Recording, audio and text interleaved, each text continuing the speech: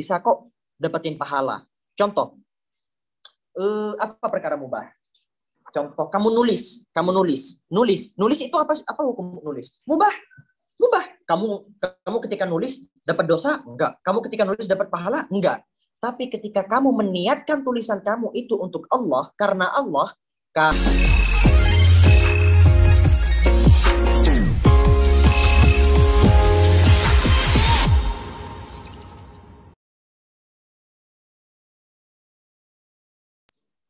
Oke, bismillah. Udah bisa. Ya. Bismillahirrahmanirrahim. Assalamualaikum ta'ala alaikum warahmatullahi wabarakatuh. Alhamdulillahirabbil alamin wassalatu wassalamu ala asyrafil anbiya'i wal mursalin sayyidina wa nabiyyina maulana Muhammadin bil qasimil amin wa ala alihi wa sahbihi ajma'in. Subhanaka la ilma lana illa ma 'allamtana innaka antal alimul hakim. Amma ba'd. Apa kabar buat kawan-kawan sekalian? Semoga Allah Subhanahu wa taala senantiasa merahmati, memberikan rahmat, hidayah, inayah, taufik semuanya untuk kawan-kawan yang ada di sini. Tema yang dibawakan kali ini yang diserahkan untuk saya itu adalah pembahasan mengenai gaul boleh asal gimana tadi? Gimana bahasanya? Ini Kak, gaul boleh tapi jangan lupakan Allah. Nah, untuk para milenial iya, supaya gaul semangat boleh gitu kan. Tapi jangan lupakan Allah. Ini sebenarnya salah satu pembahasan di mana yang salah satu pembahasan yang selalu saya gunakan ketika menutup sebuah statement. Ini adalah pembahasan yang selalu saya pakai ketika menutup statement di akhir. Pasti saya selalu ngebahas tentang masalah ini. Gak jauh-jauh dari ini. Orang-orang yang biasa ngikutin saya pasti merasakan hal yang sangat familiar dengan istilah yang selalu saya gunakan. Sebenarnya gini, di dalam Islam, kalau kita tinjau dari segi syariat itu banyak sekali hukum-hukum yang telah berlaku. Ada yang disebut sebagai wajib, ada yang disebut sebagai sunnah, ada yang disebut sebagai mubah, ada yang disebut sebagai makruh, ada yang disebut sebagai haram. Nah, perkara yang wajib, apa yang disebut sebagai perkara yang wajib? Ini adalah hal yang mendasar ya, yang perlu teman-teman sekalian ketahui. Hal yang mendasar di sini sebagai perkara wajib adalah ketika kita melakukannya, kita akan mendapatkan pahala. Sedangkan apabila kita meninggalkannya, kita akan mendapatkan dosa. Itu adalah definisi daripada wajib dalam tinjauan usul fiqh. Di bawah itu ada yang disebut sebagai sunnah. Sunnah pun apa ini definisi dari sunnah ditinjau dari usul fiqh adalah ketika kita melakukannya mendapatkan pahala, ketika kita meninggalkannya tidak mendapatkan dosa. Di bawah itu lagi ada yang disebut sebagai mubah. Ada yang disebut sebagai mubah. Apa itu mubah? Mubah itu ketika kita ngelakuin, kita gak dapat pahala. Ketika kita tinggalin, kita gak dapat pahala dan gak dapat dosa juga. Nah, di bawah itu ada yang disebut sebagai makruh. Makruh itu kebalikan dari sunnah. Kalau sunnah ketika ngelakuin dapat pahala, ditinggalkan gak dapat apa-apa. Kalau makruh ditinggalkan dapat pahala, ngelakuin gak dapat dosa. Nah, di bawah itu lagi ada yang disebut sebagai tahrim atau haram. Haram adalah istilahnya itu adalah segala hal yang dimana ketika seseorang itu melakukannya dia mendapatkan dosa, namun apabila dia meninggalkannya dia mendapatkan pahala. Nah, di sini adalah sebuah koridor yang harus dipegang oleh setiap orang beriman. Kita boleh ngelakuin apa aja, literally gitu, kalau kayak bahasa anak kota gitu, kayak literally semuanya boleh kita lakukan apabila itu batasnya adalah maksimal yang sudah sampai di garis merah adalah makruh. Oke? Sampai di sini paham ya? Jadi tadi saya ngebahas tentang lima hukum ya. Yang paling tinggi apa? Ada wajib. Di bawah wajib ada sunnah. Di bawah sunnah ada mubah. Di bawah mubah ada makruh. Di bawah makruh ada haram. Maksimal seorang pemuda, orang yang pengen ngelakuin hal-hal yang gaul, maksimal ini udah di zona merah banget ya. Ini udah di zona merah banget. Itu ada di makruh. Kalau bisa jangan sampai ke taraf makruh, tapi berhenti ke taraf mubah. Sampai ke taraf mubah. Ketika sudah berhenti di taraf mubah, insya Allah kita semua aman, boleh ngelakuin apa aja. Apabila itu hal yang mubah, tidak melanggar syariat, dan tidak menyerupai orang kafir maupun fasik, maka boleh-boleh saja. Seperti apa contohnya? Menyerupai orang-orang sekarang pengen gaul, tapi gaulnya dia niatkan untuk meniru kebiasaan-kebiasaan agama lain. Contoh, berapa banyak kita temukan ya seleb-seleb Instagram, seleb-seleb TikTok, mereka itu pakai kalung salib, pakai anting salib, ya. Padahal hakikatnya dia adalah orang beriman. Dia mengaku saya muslim, tapi yang dia gunakan adalah perhiasan dari agama-agama lain. Masih bilang kalau itu boleh. Ketika ditanyakan, aku pakai ini cuma buat perhiasan doang kok. Perhiasan apaan, brother? Anda niat gaul tapi tapi nggak ada esensi di dalam Islam, itu adalah hal yang sangat melanggar syariat. Yang kedua, meniru kebiasaan orang-orang fasik. Apa itu meniru kebiasaan orang-orang fasik? Contoh, ketika di suatu tempat orang-orang fasik itu memiliki gaya rambut seperti ini, terus kamu niru mereka dengan niatan ingin meniru gaya orang-orang fasik, maka di sini juga termasuk yang diharamkan oleh para ulama. Maka boleh saja, bahkan kita diperintahkan bergaul dengan masyarakat dan mencocoki, dalam artian menyesuaikan apa yang biasa ada pada masyarakat dalam hal muamalah, dalam kegiatan sehari-hari selama tidak melanggar syariat. Dan sebenarnya koridor seseorang itu dikatakan sebagai batas gaulnya orang-orang itu berbeda. Dalam hal adab ya, dalam hal adab batas gaulnya seseorang itu berbeda-beda. Ada contoh, ketika seorang ulama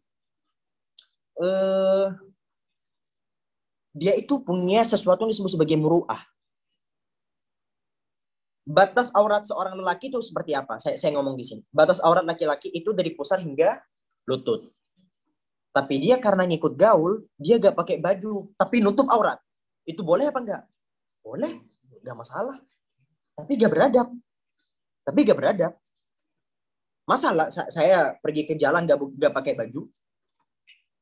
Saya pergi ke jalan gitu, gak pakai baju dan sebagainya. Tapi saya nutup aurat kok. Aurat laki-laki kan dari pusar hingga lutut. Saya tutup itu semua. Tapi saya gak pakai baju sama sekali. Itu mungkin saya ngerasa itu gaul, tapi muru'ah dalam artian kewibawaan saya, harga diri saya gak ada. Harga diri saya sebagai seorang manusia itu gak ada. Nah, seperti yang saya jelaskan tadi, beda antara titik gaul maksimal seseorang itu beda. Beda antar perorangan itu beda. Jadi lakukan apapun yang kamu lakukan, asal jangan sampai melanggar syariat. Yang kedua, apabila hal itu melanggar syariat dan menyerupai orang kafir atau fasik, maka hukumnya tidak boleh. Terlebih, hal ini dilakukan hanya untuk mencari ridha manusia atau mendapat validitas dari orang lain. Misalnya, dengan maksud tujuan berdakwah, tapi memakai pakaian gaul yang melanggar syariat. Atau memakai istilah gaul, atau melakukan permainan gaul yang melanggar syariat. Inilah yang disebut sebagai gaul yang gak beretika, gaul yang melanggar syariat Islam, gaul yang melupakan Allah, gaul yang melupakan Allah. Dan ini tentu sangat bertentangan dengan keinginan daripada Islam itu sendiri. Jadi ingat buat kawan-kawan sekalian, yang saya tekankan dari tadi, kita boleh gaul, mau jadi pembalap boleh, mau jadi pilot boleh, mau jadi fotografer boleh, mau jadi teknisi boleh, mau jadi pemain bola. Ini saya sebut sampai 7.000 permainan, Anda gak bakalan habis. Mau jadi apapun terserah Anda, benar-benar terserah Anda. Tapi ingat, jangan lupakan bahwasanya kamu adalah orang beriman yang kamu itu dibatasi dengan koridor syariat. Oke? Sebenarnya titik seseorang dikatakan boleh atau tidak, ini boleh atau tidak itu gimana? Nah, Allah Subhanahu wa taala berfirman dalam Al-Quran, tanyalah kepada orang yang ahli dzikir. Ahli dzikir adalah orang yang berkompeten di bidangnya ketika kamu tidak tahu. Dalam artian, ketika kamu bingung, ini boleh apa enggak ya? Kamu jangan asal nyimpulkan diri sendiri. Pakai otak kamu sendiri, imajinasi kamu sendiri. Halah, masa gini doang enggak boleh? Halah, masa gini doang enggak boleh dalam Islam? Ya enggak gitu. Islam itu punya kaidahnya sendiri, punya koridor syariatnya sendiri. Jangan apa-apa kamu perbolehkan, jangan apa-apa kamu larang. Jangan kasih fatwa kalau kamu bukan ahli fatwa gitu. Sebenarnya al-aslu fil muamalati al-ibahah. Hukum asal dari berbagai macam perbuatan di dunia, ya. Al-aslu fi syai' al-ibahah. Kamu boleh ngelakuin apapun karena hukum asal dari segala sesuatu adalah mubah. Mubah itu apa? Boleh. Nah, by the way, saya mau tekankan lagi. Kamu tahu gak? Kamu itu bisa, teman-teman sekalian tahu gak definisi mubah? Mubah itu adalah ketika kita melakukan sesuatu, melakukannya tidak mendapatkan dosa dan tidak mendapatkan pahala, dan ketika kita meninggalkannya juga tidak mendapatkan dosa dan tidak mendapatkan pahala. Tapi ketika ngelakuin perkara-perkara mubah, kita bisa kok dapetin pahala. Contoh, apa perkara mubah? Contoh, kamu nulis itu apa hukum nulis? Mubah. Kamu ketika nulis dapat dosa? Enggak. Kamu ketika nulis dapat pahala? Enggak. Tapi ketika kamu meniatkan tulisan kamu itu untuk Allah, karena Allah, kamu bakal dapat pahala. Atau tidur. Hukum tidur apa, Ki? Hukum tidur mudah itu. Kamu tidur, gak dapat dosa. Kamu tidur, gak dapat pahala. Tapi kalau kamu niatkan tidur itu karena Allah, saya niat tidur karena Allah, biar nanti saya seger, sehat, kuat, menikmati amanat dari Allah Subhanahu wa taala untuk menjaga tubuh ini dengan baik-baik. Setiap detik yang kamu lakukan ketika tidur itu semuanya full pahala. Setiap detik tidur kamu itu semuanya full pahala. Atau kamu intinya segala perbuatan yang kamu lakukan yang sifatnya itu boleh-boleh saja bisa kamu dapatkan pahala dengan cara diniatkan, ya. Dengan cara diniatkan. Perkara-perkara yang awalnya itu hukumnya tidak mendapatkan dosa dan tidak mendapatkan pahala, ketika diniatkan maka orang itu akan mendapatkan pahala. Nice. Seperti itu. Kamu pelihara ayam contohnya, pelihara ayam. Pelihara ayam hukumnya mubah, aman. Pelihara ayam suka-sukaan doang, tidak masalah. Tapi ketika kamu niatkan, ya Allah, saya pelihara ayam ini karena saya suka, ya Allah. Soalnya saya ini suka jenuh kalau lagi belajar. Nah, biar saya semangat buat belajarnya, ketika saya jenuh, saya kok tiba-tiba kepikiran ayam. Biar ketika saya jenuh, saya butuh hiburan dengan cara melihat ayam yang lucu-lucu ini, itik. Melihat ayam-ayam seperti ini. Nah, mau main ayam dapat. Nah, gitu. Seperti itu, teman-teman. Jadi hukum sehingga boleh saja kita gaul selama masih dalam koridor syariat dan selama tidak ada larangan dalam agama Islam. Bahkan seperti yang saya jelaskan tadi, kita ini sebenarnya diperintahkan untuk menyesuaikan diri kita dengan masyarakat yang berlaku, dengan masyarakat yang ada di sekitar kita. Kalau masyarakat yang ada di sekitar kita itu tiap hari menggunakan hal terbiasa melakukan A, B, C, D, E, kamu jangan sosokan ngelakuin Z, E, X, Y, X, Y yang berlawanan gitu. Walaupun itu boleh, itu sangat tidak dianjurkan dalam syariat. Di dalam syariat kita dianjurkan untuk menyesuaikan diri kita dengan keadaan sekitar al-urf, ya. Apabila masyarakat kita biasa memakai baju batik seperti laki-laki untuk acara resmi, maka lebih baik kita memakai baju batik daripada memakai baju koko sholat atau jubah. Kecuali kalau kamu memang adalah orang yang diharapkan tidak menggunakan baju batik. Apabila masyarakat kita hampir semuanya itu melakukan kebiasaan A, B, C, D, E, F, G, usahakan untuk selalu sama gitu bahasanya. Untuk menyesuaikan diri kamu sama mereka. Oke, sebenarnya ada beberapa prinsip yang harus teman-teman pegang ketika ingin bergaul-gaul ria. Yang pertama adalah memperbaiki akidah kita. Akidah yang harus kita pegang itu harus kuat.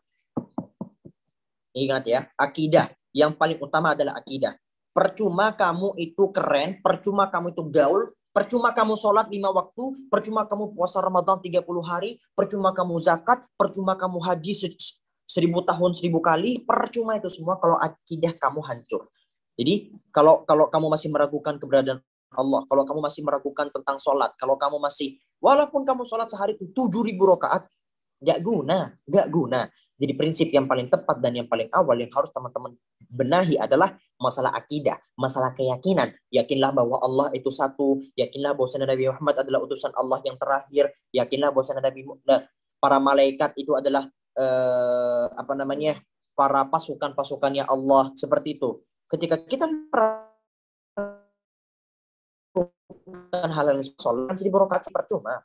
Yang kedua adalah dengan cara, apalagi buat remaja-remaja ini, adalah dengan cara memperbaiki ibadah-ibadah yang baik, memperbaiki ibadah-ibadah yang ada. Sebenarnya Nabi SAW bersabda, sab'atun yudhilluhumullahu yawma la dhilla illa dhilluh. 7 golongan yang akan Allah Subhanahu wa taala berikan naungan, di mana pada saat itu di padang mahsyar itu tidak ada naungan sama sekali. Teman-teman mungkin pernah dengar ya masalah kayak betapa dekatnya matahari dengan kita ketika kita sedang berada di posisi padang mahsyar. Insya Allah semua teman-teman pernah dengar itu dari ustaz teman-teman sekalian. Dan benar-benar gak ada naungan sama sekali. Gak ada naungan sama sekali. Tapi kita bisa mendapatkan naungan yang disediakan oleh Allah Subhanahu wa taala hanya untuk 7 golongan. 7 golongan tok doang. Benar-benar 7 golongan. Siapa di antara mereka? Wasyabun nasya'a fi ibadatillah. Seorang hamba, seorang pemuda, nih dari yang muda-muda, kita ini kan muda gitu kan. Seorang pemuda seperti kita ini yang berusaha untuk beribadah, yang tumbuh mendewasa dalam keadaan beribadah kepada Allah.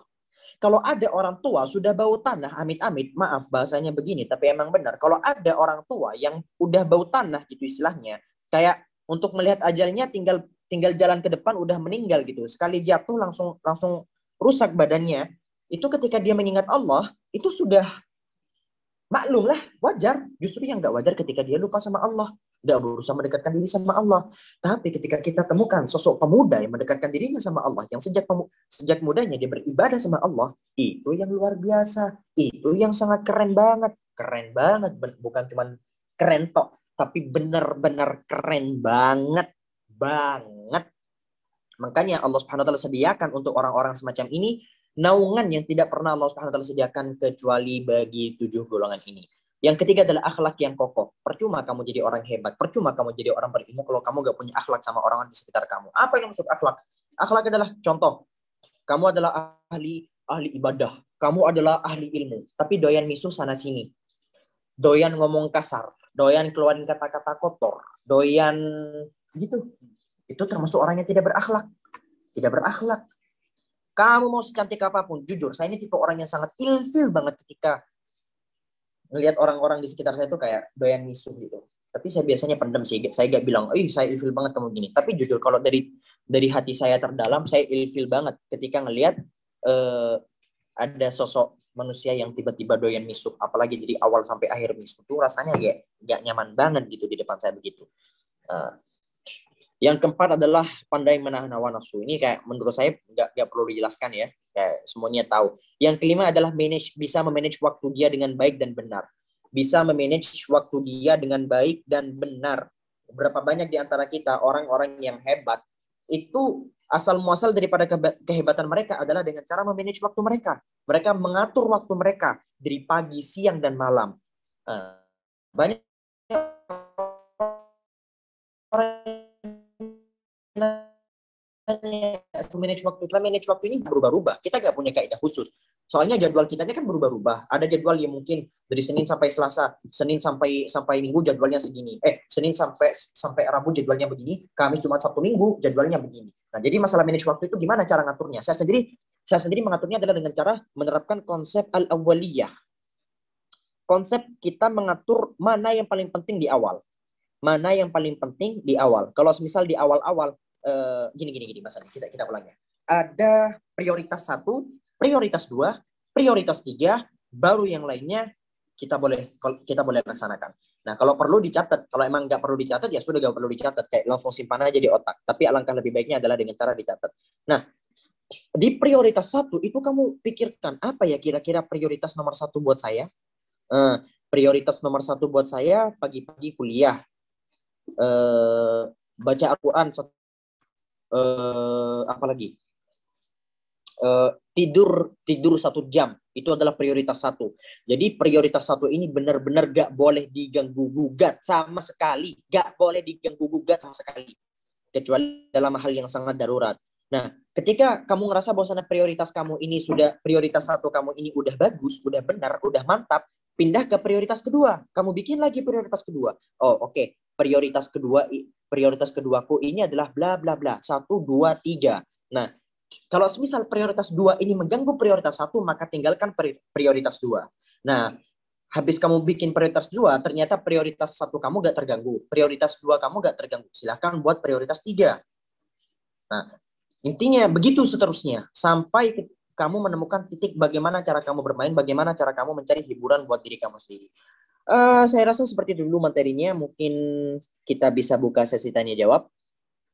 Oke, terima kasih. Baik Kak, terima kasih. Materinya sangat bagus sekali pada malam hari ini. Baiklah, untuk teman-teman yang ingin bertanya, silahkan raise hand dan juga tulis pertanyaan di kolom chat. Bagi yang ingin bertanya, dipersilahkan. Oke. Oh ya, BTW Kak, gimana Kak kabar Kak? Sehat Kak? Alhamdulillah, mantap banget. Alhamdulillah. Walaupun agak capek ya dari pagi ya. Ya Kak.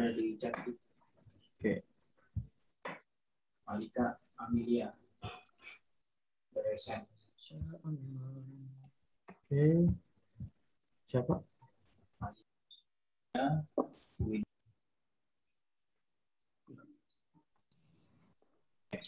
Nah, dipersilahkan kepada Kak Malika Amelia untuk bertanya langsung kepada Kak Hussein Basaiban.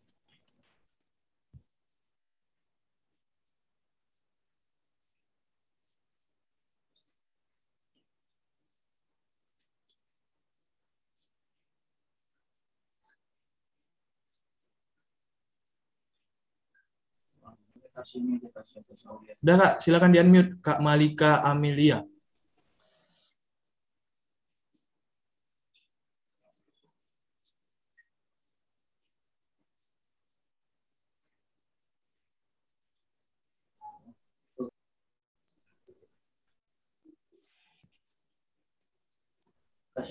Baiklah, baiklah kita lanjut aja. Kalau Kak Malika tadi nggak mau, kita lanjut ke Kak Tasya Aulia. Pada Kak Tasya Aulia dipersilahkan unmute mic-nya.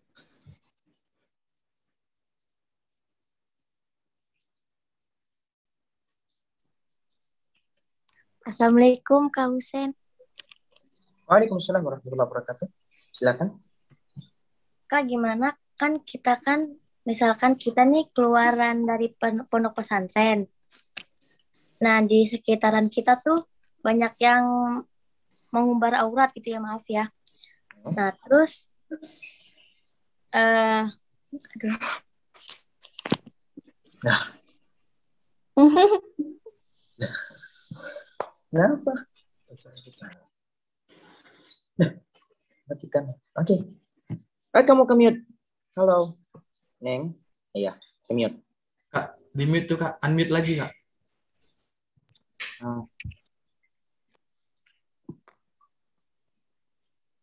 Terus bagaimana tuh caranya kita tuh agar gimana ya? Kayak teman-teman tuh pada bilang, kok pada kayak gini sih gitu. Kayak gimana ya?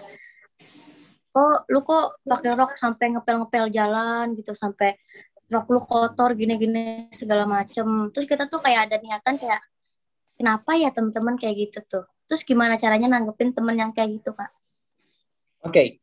Nabi Shallallahu Alaihi Wasallam bersabda dalam salah satu hadisnya, Innal Islama bada'a ghariban wa sayaudu ghariban, atau kama qala Nabi Sallallahu Alaihi Wasallam. Bahwasanya Islam ini hadir dalam keadaan asing dan kembali dalam keadaan asing. Dalam artian asing ini bahkan bagi para pemeluk orang-orang Islam itu sendiri. Jadi kayak ajaran Islam yang sebenarnya itu kayak dianggap asing sama orang-orang lain. Sekarang kalau teman-teman lihat, ya kalau teman-teman lihat nih, jujur, waktu itu sempat saya sama beberapa kawan-kawan saya. Saya sempat sama beberapa kawan-kawan saya. Dan pertanyaan yang pertama kali muncul, biasalah cowok atau cewek itu iseng atau sebagainya. Kumpulan teman-teman saya, pertanyaan mereka menurut kamu gimana? Pertanyaan mereka yang pertama kali muncul di sini gitu. Di sini siapa yang masih perjaka? Ini gitu ya. Ngerti kan, paham konsepnya? Di sini masih perjaka siapa? Aku kayak bingung pertanyaannya. Bukannya pertanyaan yang seharusnya dilontarkan adalah di sini siapa yang sudah gak perjaka. Tapi di situ pertanyaannya yang diajukan ke saya sama teman-teman sekalian.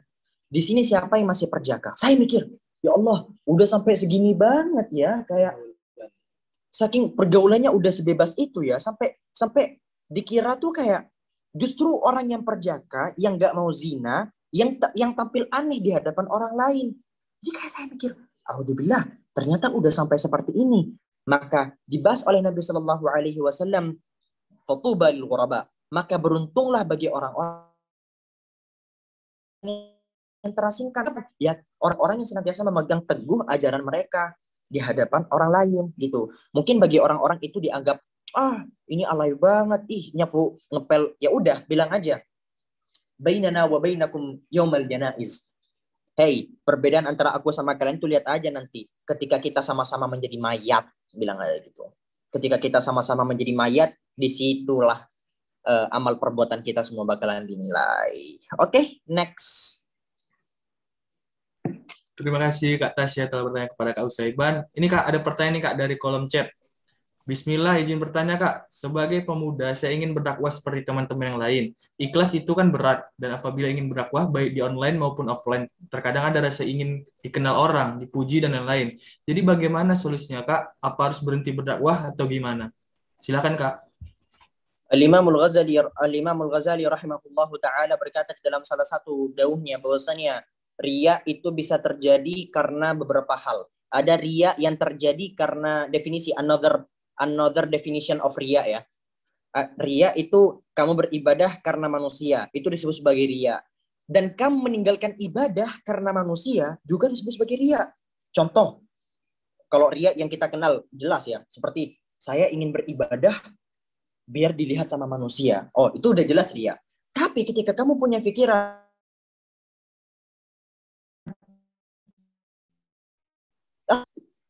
saya gak mau berwakti sama orang dibilang ria. Itu juga ria. Itu juga ria. Ini mungkin gak banyak orang yang tahu bahwasanya ini termasuk bagian dari ria. Ketika kamu pengen beribadah, terus kamu malu, takut dibilang ria, akhirnya kamu gak jadi ibadah. Itu namanya ria juga. Karena hakikatnya kamu berhenti melakukan sesuatu karena orang lain. Nah, jadi gitu konsepnya. Jadi gimana caranya? Sudah, kamu sebenarnya ada beberapa konsep yang saya terapin di awal-awal ya. Jujur, sebenarnya kita sebagai manusia pasti lah timbul perasaan-perasaan semacam ini. Saya sendiri timbul. Cuman alhamdulillah saya masih bisa kontrol. Di awal-awal saya mencapai ketenaran saya, itu udah gak bisa kekontrol. Makanya mungkin buat beberapa follower saya, kalian sadar mungkin kayak saya pernah vakum beberapa hari, saya pernah vakum beberapa minggu. Itu cuman buat memperbaiki kondisi hati saya. Kondisi hati saya waktu itu, saya kok rasanya saya ngupload biar dipuji ya, kok saya ngupload biar dilihat sama orang ya, kok saya ngupload cuman ngejar viewers ya. Alhamdulillah sekarang enggak. Saya kalau ngupload emang ngupload aja. Orang lihat, orang nggak lihat terserah. Orang ngamuk, orang nggak ngamuk ya terserah. Udah gak peduli saya, jujur udah kayak. Nah, itu butuh latihan. Jadi gimana saya jalan keluarnya? Jalan keluarnya adalah kamu tetap berdakwah sesuai dengan ilmu kamu, tapi ingat sambil lalu jaga hati. Wallahu a'lam bishawab. Next talk. Oke, terima kasih pada kakak yang tadi telah bertanya, pada kak apa tadi? Kak Muhibatus Solihah. Oke, kita lanjut kepada Kak Nurul Azmah untuk langsung bertanya kepada Kak Husain Basaiban. Silakan kepada Kak Nurul Azmah, dipersilahkan. Assalamualaikum Kak Usen. Ya, waalaikumsalam warahmatullahi wabarakatuh. Baiklah, saya akan bertanya, Kak, amalan apa yang dapat mempermudah kita dalam menghafal Al-Quran?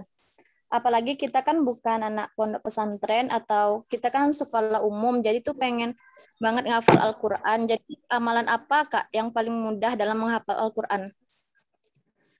Amalan yang paling utama ketika menghafalkan Al-Quran adalah cari satu orang yang kamu takutin. Cari satu orang yang kamu hormati. Terus kamu ngafalin Al-Quran ke dia. Untuk zaman sekarang saya bisa tegaskan dan saya bisa nyatakan sepenting itu bahwasanya kamu harus bisa ngafalin di depan orang lain. Kamu punya guru, sosok guru. Gurunya, kriteria gurunya seperti apa? Gak harus guru yang alim atau apa. Tapi minimal kamu menghormati dia dengan hormat yang sangat benar-benar hormat. Karena jujur, saya sendiri waktu di awal-awal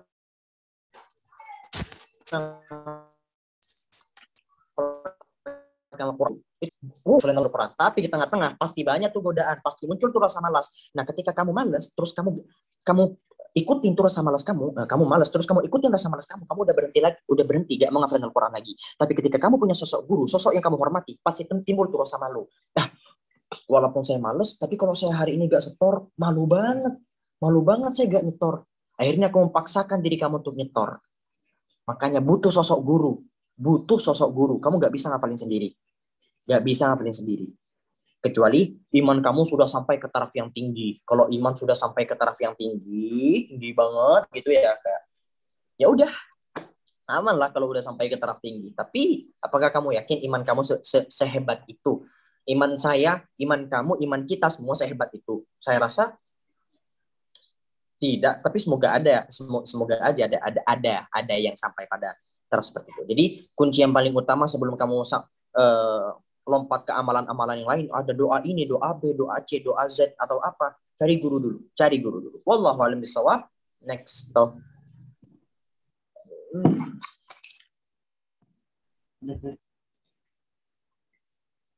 Oke Kak, dilanjut Kak. Ini ada dari kolom chat bertanya dari Kak Azra Nabila. Dia bertanya, bagaimana jika lingkungan sekitar pertemanan kita tidak ada yang mengingatkan kepada Allah? Misal diajak sholat, jawabnya nanti dulu. Nah, itu gimana Kak? Oke. Jadi ya sudah. Mau kemana? Ya sudah. Kalau semisal kamu mengajak teman kamu, innaka la tahdi man ahbabta walakin Allah yahdi man yasha. Kamu bukan Bahkan sekelas Nabi Muhammad SAW itu gak bisa buat kasih hidayah kepada siapapun. Hanya Allah lah satu-satunya yang mampu memberikan hidayah kepada siapapun yang Allah kehendaki. Jadi tugas kita cuma ngajak, cuma menyampaikan. Kalau dia gak mau ya sudah. Fadzakir innama tadzakir lasta alaihi musaitir. Tugas kamu hanya menyampaikan, bukan memaksa. Sesimpel itu. Next. Oke Kak, nih next question nih Kak, next pertanyaan dari teman-teman sekalian dari Kak Diah Khairatul Bariyah. Kepada Kak Diah dipersilahkan.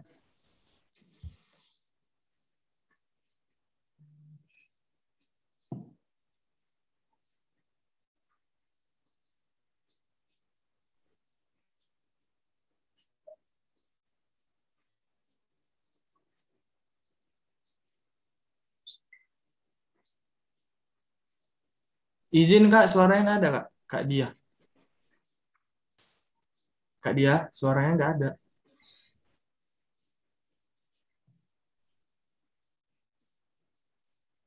Halo Kak.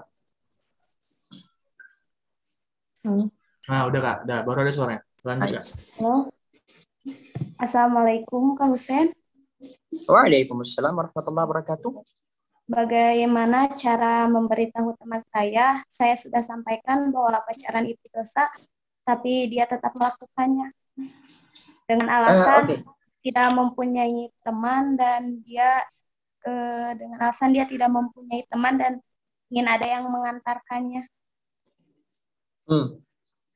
Kamu temani dia. Kalau dia bilang nggak ada yang mau mengantarkannya, kamu temani dia. Kamu temani dia. Muhammad Al-Ghazali, bukan Imam Al-Ghazali yang itu ya, yang besar itu. Ada salah seorang syekh bernama Syekh Muhammad Al-Ghazali, beliau itu berkata begini. Ada seseorang yang bertanya kepada beliau, "Ya Syekh, ma hukmu tarikis salah?" Syekh, apa hukumnya orang yang meninggalkan salat? Dijawab sama syekhnya, hukumnya adalah engkau membawa dia, mengajak dia pergi salat bersamamu.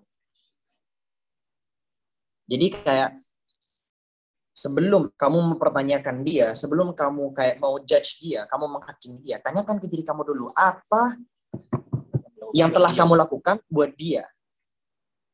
Nah, jadi kamu sambil lalu kasih nasihat, sambil lalu kamu temenin. Gitu. Wallahu a'lam bishawab.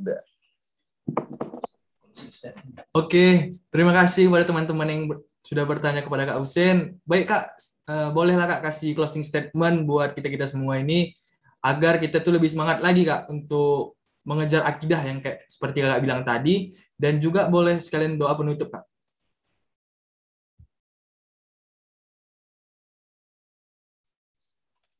Jadi foto ke manajer saya dulu ya.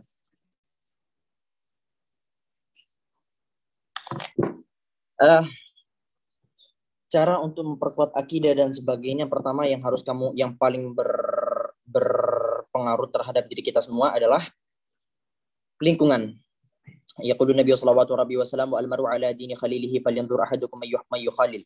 Seseorang itu dilihat dari agama temannya, maka hendaknya salah seorang di antara kalian itu melihat kepada siapa kalian berteman. Berteman di sini dalam konsep lebih luasnya adalah lebih detailnya lingkungan. Lingkungan kamu itu benar-benar berpengaruh buat kamu. Kalau semisal lingkungan kamu itu jahat, ya otomatis kamu pasti bakalan, walaupun kamu baik, sebaik-baiknya kamu pasti ada beberapa perbuatan-perbuatan jahat yang kamu rasa normal, itu maksimal, atau kamu melakukannya dengan secara tidak sadar. Tapi Husen, ini teman-teman saya gak punya teman-teman saya semuanya jahat. Ya udah, ketika dalam fase ini ada sesuatu yang disebut sebagai al-uzlah, sendiri ketika melihat keadaan orang-orang di sekitar kita itu berpengaruh buruk untuk kita. Jadi kamu lihat dulu, sekarang mari kita bermuhasabah diri. Kira-kira orang-orang di sekitar saya ini benar-benar menjauhkan diri saya dari Allah atau justru mendekatkan diri saya kepada Allah? Nah, ayo kita introspeksi diri, lihat. Kalau misal mereka justru bikin kita makin jauh sama Allah, bla bla bla dan sebagainya, udah tinggalin. Atau ngancurin mental kita, atau mereka itu selalu nginjak harga diri kita, atau mereka selalu nggak punya perasaan kalau ngomong sama kita. Ngapain harus berkawan sama orang-orang semacam ini? Tinggalin. Tapi tinggalin secara baik-baik. Kayak tinggalin dikit-dikit, kamu ngejauh dikit-dikit, tanpa harus memutuskan silaturahim. Bukan malah ngajak musuhan, bukan malah ngajak bacok, ngajak tengkar dan sebagainya. Enggak usah gitu, kayak tinggalin dikit-dikit demi sedikit demi sedikit, sedikit demi sedikit. Nah, kayak gitu bahasanya. Jadi lingkungan lah yang paling mempengaruhi terhadap apapun perilaku kita, akidah, pemikiran, semuanya, bacaan, literasi, apa yang kita baca, apa yang kita tulis, apa yang kita tonton, itu semuanya benar-benar berpengaruh. Oke, lebih daripada itu, mari kita semua membaca untuk doa penutup, doa yang sunnah dari Nabi Sallallahu Alaihi Wasallam, doa kafaratul majlis. Nabi Shallallahu Alaihi Wasallam bersabda di dalam salah satu hadisnya, ketika seseorang itu berkumpul-kumpul, itu kan biasanya banyak sekali bahasa-bahasa yang mungkin tidak mengenakan. Nah, kita tidak tahu apakah setiap yang kita ucapkan dari tadi, dari awal seminar sampai akhir seminar itu adalah baik-baik semua, gak ada dosa sama sekali. Kita kan nggak tahu. Nah, ayo kita sama-sama menghapus seluruh ucapan-ucapan yang terjadi dari tadi, atau pandangan atau sebagainya, atau bagaimanapun. Atau mungkin contohnya ketika di Zoom tadi nih ya, yang cewek-cewek tiba-tiba ngelihat salah satu peserta Zoom-nya ini, Mas, contoh cewek-cewek di sini tiba-tiba ngelihat Mas Razik Abdul Ilah ini, wah, Mas Razik Abdul Ilah ini tampan banget, ganteng banget. Nah, itu kan kayak pandangan yang tidak baik gitu. Nah, atau mungkin dari cowok-cowok yang ada di sini tiba-tiba kesambet gitu sama salah satu cewek-cewek yang ada di sini. Nah, ayo kita hilangkan dosa-dosa yang semacam itu dengan doa kafaratul majlis. Bismillahirrahmanirrahim. Subhanakallahumma wa bihamdika asyhadu an la ilaha illa anta astaghfiruka wa atubu ilaik. Wa sallallahu wasallam ala sayyidina Muhammad wa alihi wasallam ajma'in. Assalamualaikum warahmatullahi wabarakatuh.